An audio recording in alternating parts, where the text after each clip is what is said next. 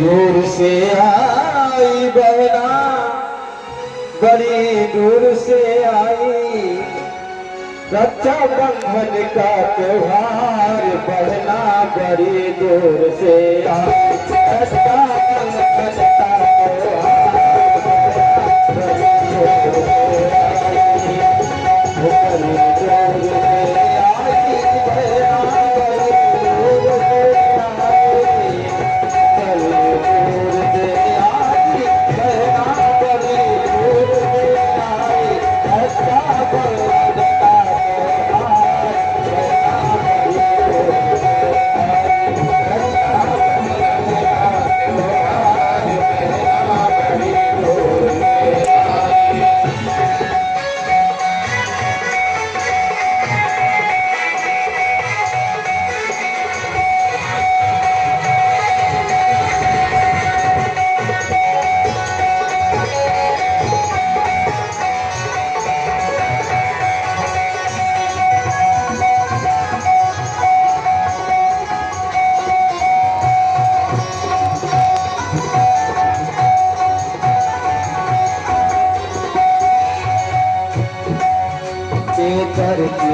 तेरी जीजा करते हैं मन की राजी, बेदर्दी तेरी जीजा करते हैं मन की राजी, चाहे विनती करो अपार, चाहे विनती करो अपार, बहना बड़ी दूर से आई, चाहे विनती करो अपार, बहना बड़ी दूर से आई, बड़ी दूर से आई बहना, बड़ी दूर से आई, बड़ी दूर से आई बहना, बड़ी दूर से आई, रक्षा बंधन का त्योहार बहना बड़ी दूर से आई, रक्षा बंधन का त्योहार बहना बड़ी दूर से आई।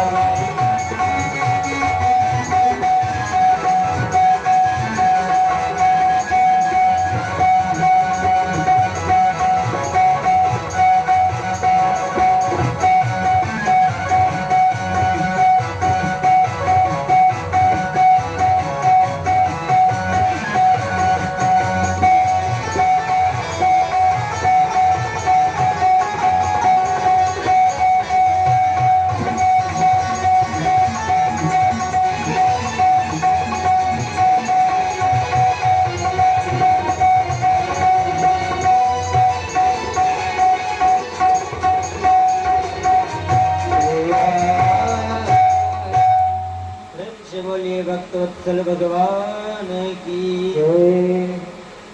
इस प्रकार राजा बलि ने राखी बंधवाई और राखी बंधवाने पर लक्ष्मी जी को भेंट करने लगा कि जो चाहिए राजकोष से ले लीजिए। लक्ष्मी जी ने कहा कि अगर देना ही है तो जो आपके यहाँ बंदी बने बैठे हैं उन्हीं को मुझे दान में दीजिए। उसी समय से हे नवद्दो बलि राजा दानवेंद्रो महाबला तेन त्वं प्रतिबंधनान रक्षे माचल माचल।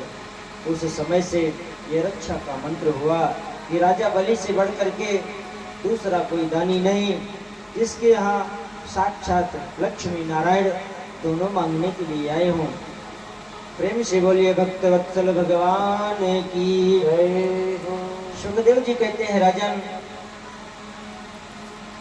जब तक सूर्य की लालिमा दिखाई दे रही है तब तक सूर्यवंश का वर्णन श्रवण करो। न शक्यते विस्तारतो वक्तुम वर्षम शतैरपि।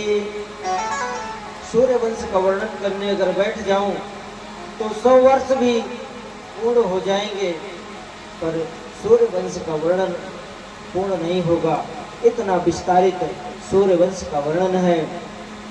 भगवान नारायण के नाभि कमल से ब्रह्मा जी, ब्रह्मा से मारीच, मारीच के बेटा कश्यप, कश्यप के बेटा विवस्वान, विवस्वान से श्राद्ध देव, जिनकी श्रद्धा नाम की पत्नी के कोई संतान ना होवे, अर्थात सूर्यवंश में संतान की समस्या पहले से ही चली आ रही थी।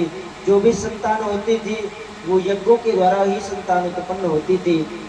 संयोग से जब संतान न हो रही थी तो यज्ञ करवाया गया। उस यज्ञ में जब बिटिया भई तो जो आज व्यवस्था है, ये व्यवस्था पहले ही हमारे ऋषि मुनियों ने तैयार कर दी थी। उन्होंने अपने तप के द्वारा उस बिटिया को ही बेटा बना दिया। जो विज्ञान आज कर रहा है वो विज्ञान पहले ही हमारे ऋषि मुनियों ने उसका शोधन कर दिया था। आज जो विज्ञान चलता है वो सिर्फ उन्हीं ऋषि मुनियों की दी हुई देन है, जिसको वैज्ञानिकों के हाथों में ये कला दी गई। बिटिया को ही बेटा बना दिया। बाद में मनु महाराज के फिर 10 पुत्र हुए। इक्ष्वाक, नृग, शर्याति, दिष्ट, धृत, करुष, मरिष्यंत, प्रभत, नभग और कवि।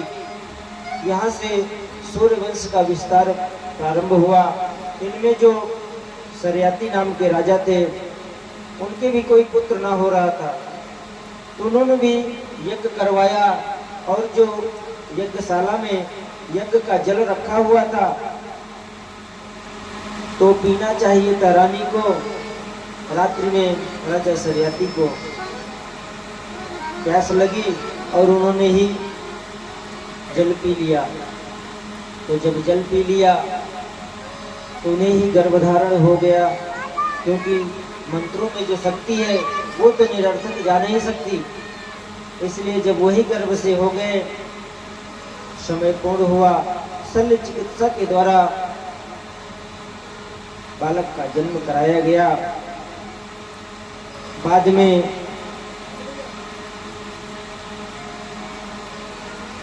जिनकी पुत्री थी उन्होंने च्यवन ऋषि की आंखें फोड़ दी थी। तो उस पुत्री का विवाह च्यवन ऋषि के साथ कर दिया गया।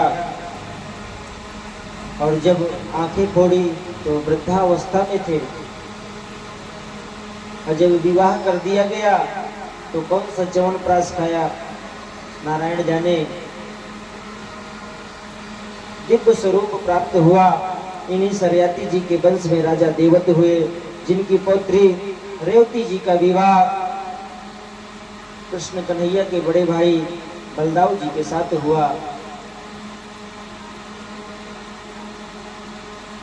त्रेता की रेवती, द्वापर के बलदाऊ, 7.5 हाथ के बलदाऊ, 21 हाथ की रेवती। जैसे ही विवाह हुआ, भावरें पड़ने लगी, तो कृष्ण कन्हैया बगल में खड़े होकर के कहते, वाह बड़े भैया के बड़े भाग। अर्थात 7.5 हाथ के दूल्हा और 21 हाथ की दुल्हनिया, 3 भावरें पड़ी। हर भावर में कृष्ण कन्हैया यही कहते कि बड़े भैया के बड़े भाग। बलदाऊ जी को क्रोध आया, से अपना हल मूसल लिया और रेवती जी के सर पर रख दिया। वो भी द्वापर के 7.5 हाथ के बराबर हो गई। तो देखते होगे सारे देवताओं की जो युगल जोड़ी है, चाहे शिव पार्वती हो, चाहे लक्ष्मी नारायण हो, चाहे ब्रह्मा सरस्वती हो, चाहे राधा कृष्ण हो, चाहे सीताराम जी महाराज हो, सबकी जोड़ी तो आपको युगल मिलेगी।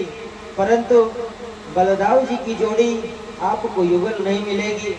वो वृंदावन में परिक्रमा मार्ग में गोरे दाऊ जी का मंदिर है, वहां देखिएगा तो बलदाऊ जी तो हल मूसल लिए सामने बैठे हैं, परंतु जो देवी जी हैं वो हाथ जोड़कर के किनारे में बैठी हुई हैं। तब से फिर देवी जी कभी युगल जोड़ी में नहीं आई। ऐसे रेवती जी का विवाह कन्हैया जी के बड़े भैया बलदाऊ जी से हुआ। वहां थोड़ा उत्सव मनाया गया। उत्सव के बाद